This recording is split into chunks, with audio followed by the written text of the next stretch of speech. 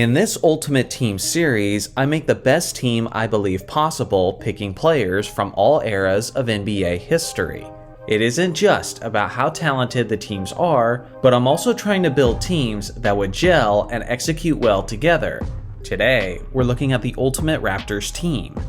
Before I get started, here are the rules you need to know. To build each franchise's ultimate team, I will be picking a starting 5, a second unit representing each position, and then 3 additional rotation players at any position I choose. In total, there will be 13 roster spots. It's worth mentioning that I will not simply be building these teams based on how talented each player is, but I'll also be factoring in how well these players would do together as teammates. So without further ado, let's get into it. Starting at point guard is the 6-foot champion Kyle Lowry. To some people, he's considered as the greatest Raptor in franchise history, and it's understandable why some people feel that way, as he spent many years in Toronto, was a 6-time All-Star with the team, and was their starting floor general during their championship run in 2019. If I had to use one word to describe Lowry, it would be simply solid, as he was a reliable scorer, an above-average three-point shooter, and a smart decision maker who was careful with the basketball. At his best in 2016, he finished in the top 10 of MVP voting, as he averaged 21 points, 6 assists, 5 rebounds, and 2 steals on 43% shooting. Starting as shooting guard is the one known as half-man, half-amazing Vince Carter. During his prime, he could do just about everything offensively. As he was crazy athletic, he had a terrific handle of the basketball, he was great at finishing around the rim, he was an awesome mid-range shooter, and he was a lethal three-point shooter. Since his prime occurred in his early 20s, I think many people have forgotten just how good he was, as he was briefly in the conversation for the title of the best player in the game. At his very peak in 2001, he averaged about 27 points, 5 rebounds, and 4 assists, while hitting 46% of his shots, and a tremendous 41% from three-point range. He was also one of the most clutch shot makers of his era, which will make him a solid go-to option for this ultimate team late in fourth quarters. Starting at small forward is the two-way superstar Kawhi Leonard. He only spent one season with a franchise, but without question, it was his best basketball that he's ever produced, as he led the Raptors to their only championship in franchise history, while securing the Finals MVP. Although he was good in the 2019 regular season, he was absolutely legendary in those playoffs, as he averaged 30 points, 9 rebounds, and 4 assists on 49% shooting from the field.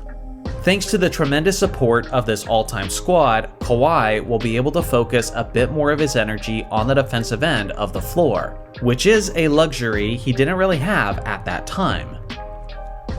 Starting at power forward is the 6'11 Hall of Famer Chris Bosh. Don't let the revisionist history fool you. Bosh was not simply some role player during his prime, but rather he was a legitimate NBA superstar who even finished as high as 7th in the MVP voting in 2007. That year, he averaged nearly 23 points, 11 rebounds, and 1.3 blocks, on roughly 50% shooting from the field. Even at his size, he had remarkable quickness, and was often able to beat his man to the rim. He also had an extremely soft touch on his mid-range pull-up jumper. He almost never had the luxury of an all-star level point guard feeding him the basketball. But now, with Kyle Lowry as a teammate on this all-time squad, he'll be getting some even easier opportunities around the rim.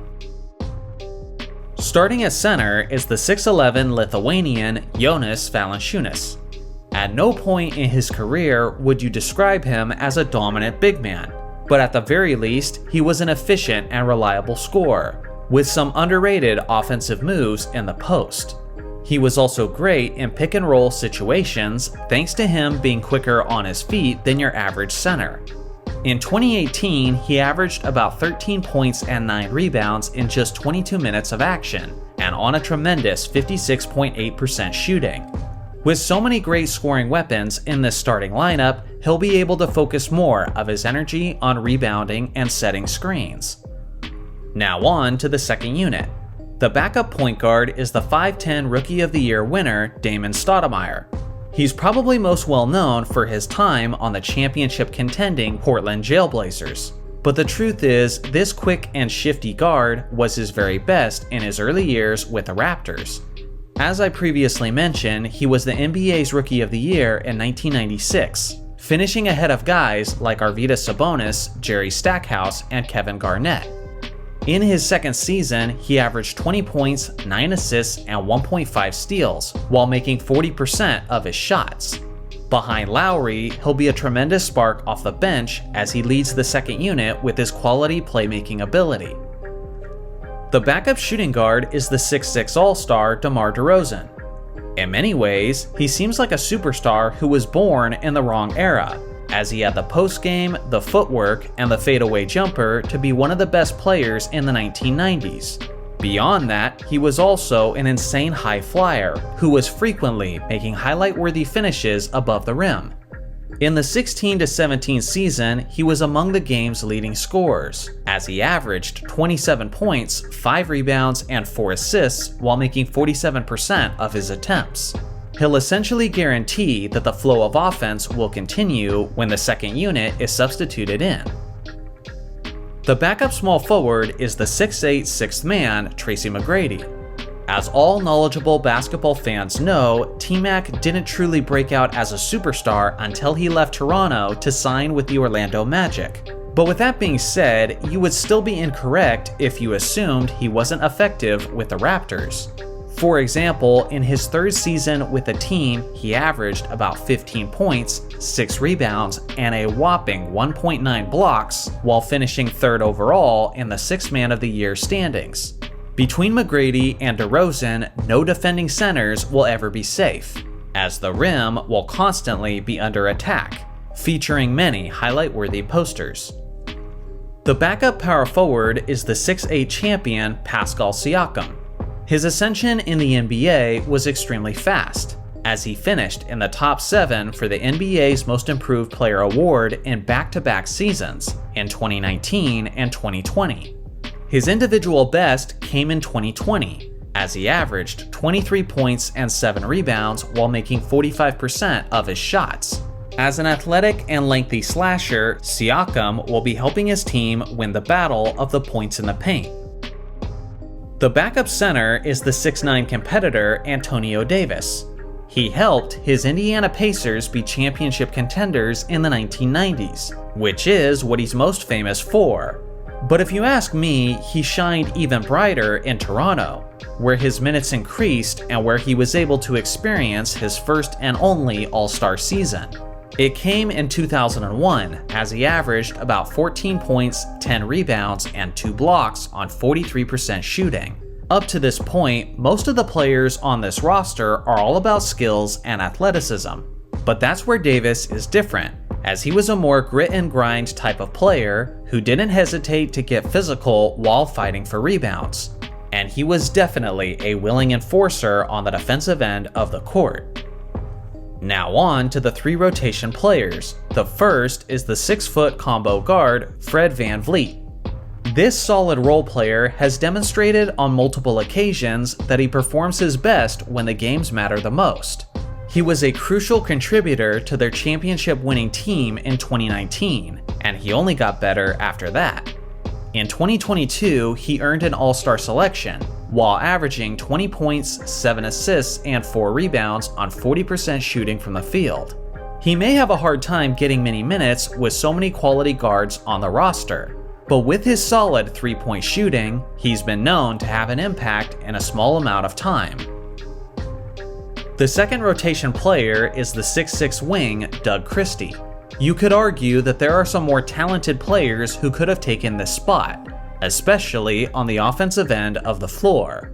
But one thing this roster needs is a solid lockdown defender, and Christie was definitely that during his career.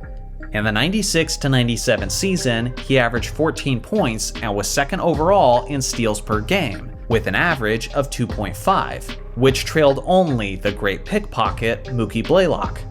With so many all-time great wings in this Ultimate Series, any team could use a defender like Christie to help improve their chances. The final roster spot goes to the 6'2" walking bucket, Lou Williams. He won the Sixth Man of the Year 3 times in his career, and one of those instances was his lone season with the Raptors. That year, he averaged 15 points on roughly 40% shooting from the field. He wasn't a guy who did much on the court besides score, but if you needed a guy to come off the bench, get hot quickly, and make a run that could get your team back in the game, then Lou Williams is the player for you. So here's a final look at the complete roster of this Ultimate Raptors team.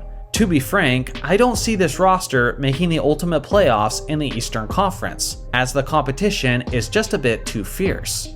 Now that really isn't all that fair, seeing how the Raptors franchise has only existed since 1995, meaning they've had less time to acquire all-time talent.